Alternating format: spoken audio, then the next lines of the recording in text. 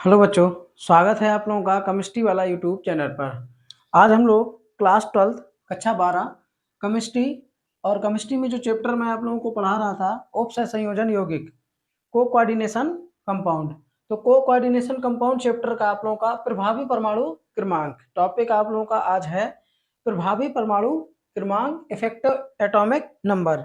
हम लोग किसी भी कॉम्प्लेक्स में सेंट्रल मेटल का प्रभावी परमाणु क्रमांक किस प्रकार से निकालते हैं, आज मैं आप लोगों को क्लास में वही बताने वाला हूँ।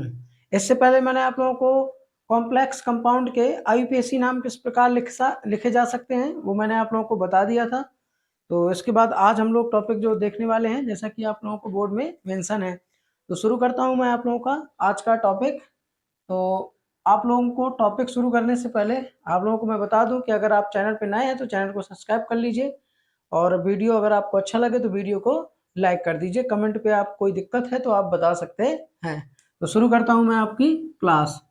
तो देखिए, पहले आप लोगों का प्रभावी परमाणु क्रमांक होता क्या है इसको देख लेंगे, इसकी परिभाषा हम लोग देख लेंगे, लिखने को आ सकता है बोर्ड पेपर में, यूपी बोर्ड में।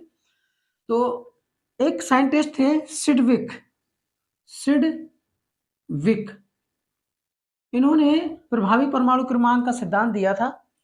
और यह सिद्धांत इस वजह से दिया गया था कि कॉम्प्लेक्स के स्थायित्व की व्याख्या की जा सके।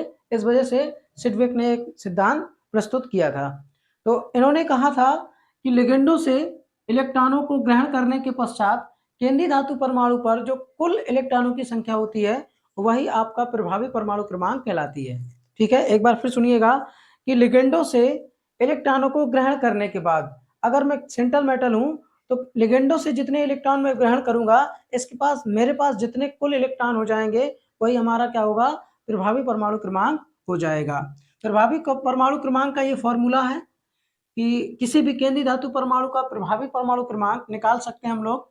केंद्रीय धातु परमाणु का परमाणु क्रमांक मतलब सेंट्रल मेटल का एटॉमिक नंबर आपको पता होना चाहिए, माइनस उस धातु परमाणु द्वारा ग्रहण किए गए इलेक्ट्रॉनों की संख्या या उसकी ऑक्सीडेशन नंबर, सेंट्रल मेटल की ऑक्सीडेशन नंबर यहाँ पर, प्लस 2 इंटू समन्वय संख्या। यहाँ पर एक चीज और हम लोग लिख सकते हैं, जो लिगेंडो द्वारा ग्रहण किए गए इलेक्ट्रॉनों की संख्या, ये भी हम लोग लिख सकते हैं।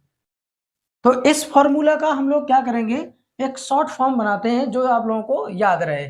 शॉर्ट फॉर्म आपका क्या है, जैसे यहाँ पर क्या है कि सेंट्रल मेटल का अगर आप लोगों को EAN निकालना है तो EAN किसी भी सेंट्रल मेटल का EAN इज इक्वल टू आपका हो जाएगा, देखिए, केंद्रीय धातु परमाणु का परमाणु क्रमांक। तो यहाँ पर आपका क्या हो जाएगा, atomic number central of metal, central metal मतलब कि ए से एटॉमिक नंबर, सी से सेंट्रल मेटल, ठीक है, प्लस वो sorry minus oxidation number, central metal की ऑक्सीडेशन नंबर, प्लस 2 इंटू समन्वय संख्या को कोऑर्डिनेशन नंबर CN, ठीक है, को कोऑर्डिनेशन नंबर CN।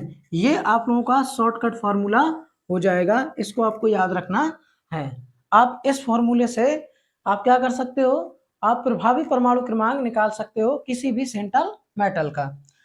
तो फॉर्मूला आपका EAN effective atomic number is equal to E मतलब AC माइनस ON मतलब ऑक्सीडेशन नंबर प्लस 2 इंटू को कोऑर्डिनेशन नंबर मतलब CN।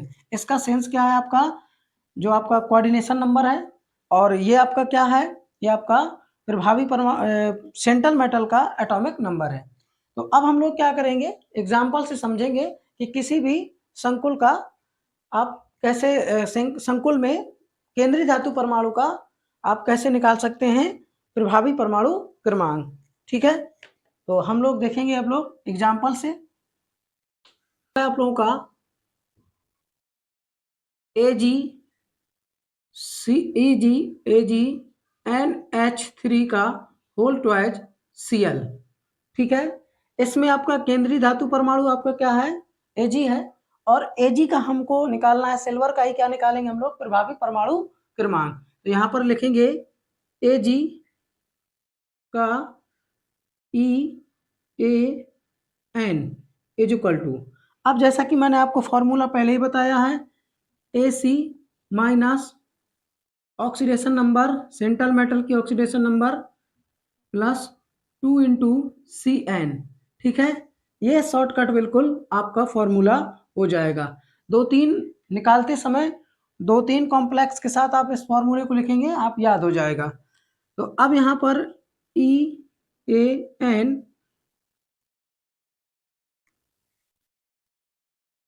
इक्वल टू, अब इसका आप लोगों का, अब जो जानकारी हमारे पास होनी चाहिए, जो क्वेश्चन को सॉल्व करने के लिए जो जानकारी हमारे पास होनी चाहिए, वो होनी चाहिए कि सेंट्रल मेटल का परमाणु क्रमांक हमको पता होना चाहिए। अगर सेंट्रल मेटल का परमाणु क्रमांक नहीं पता है तो दिक्कत आ जाएगी। ठीक है, तो यहाँ पर Ag का जो परमाणु क्रमांक है वो होता है 47 माइनस, अब यहाँ पर उसकी ऑक्सीडेशन नंबर, तो ऑक्सीडेशन नंबर आप लोगों को, इसीलिए मैंने ऑक्सीडेशन नंबर एक इंपॉर्टेंट टॉपिक है, इसलिए मैंने पहले वीडियो में सेंट्रल मेटल की ऑक्सीडेशन नंबर नहीं निकालना बताया था। तो यहाँ पर भी आप Ag की ऑक्सीडेशन नंबर X मान लेंगे, प्लस फिर NH3 की ऑक्सीडेशन नंबर 0 होती है इंटू 2, और इसके बाद आपका प्लस Cl की ऑक्सीडेशन नंबर -1 इक्वल टू 0। तो x बराबर यहाँ पर क्या हो जाएगा, प्लस बराबर क्या हो जाएगा, यहाँ पर प्लस का 1 हो जाएगा। तो ऑक्सीडेशन नंबर कितनी आ गई, प्लस की 1 आ गई, प्लस 2 इंटू, अब को कोऑर्डिनेशन नंबर जिसको हम लोग कहते हैं समन्वय संख्या, तो लेजेंडो की संख्या को ही हम लोग क्या कहते हैं, समन्वय संख्या कहते हैं, जो यहाँ पर लिखी हुई है।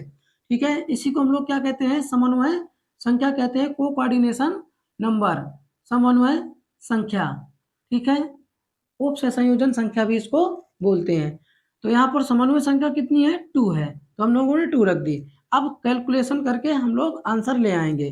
तो 47 मतलब 47 -1 प्लस 4, तो ये क्या हो जाएगा आपका, -1 चला जाएगा, +4 इक्वल टू 50 आपका आंसर आ जाएगा। तो इस कॉम्प्लेक्स में जो प्रभावी परमाणु क्रमांक Ag, सिल्वर का प्रभावी परमाणु क्रमांक क्या हो जाएगा आपका, 50 हो जाएगा। इस तरीके से आप निकाल सकते हैं। एक एग्जाम्पल और हम देखेंगे, इसके बाद वो वीडियो का लास्ट एग्जाम्पल होगा।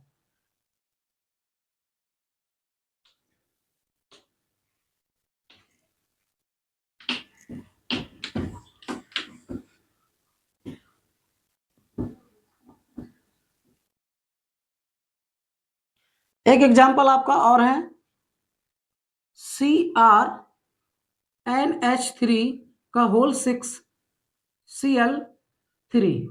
इसमें भी आपका जो आपका क्रोमिनियम है वो सेंट्रल मेटल है, और इसी सेंट्रल मेटल का हम लोग प्रभावी परमाणु क्रमांक निकालेंगे। तो अब अगर हम लोग यहाँ पर बात करें प्रभावी परमाणु क्रमांक निकालने के लिए, जैसा मैंने फॉर्मूला बताया था, Cr का EAN इक्वल टू क्या हो जाएगा, AC माइनस यहाँ पर oxidation number of central metal, आप इतना समझ लीजिए, प्लस 2 × CN। जैसा कि मैंने बताया आप लोगों का 3-4 कॉम्प्लेक्स का नाम आप लिख, प्रभावी परमाणु क्रमांक निकालेंगे और ये फॉर्मूला लिखते जाएंगे, तो आपको ये फॉर्मूला आसानी से याद हो जाएगा।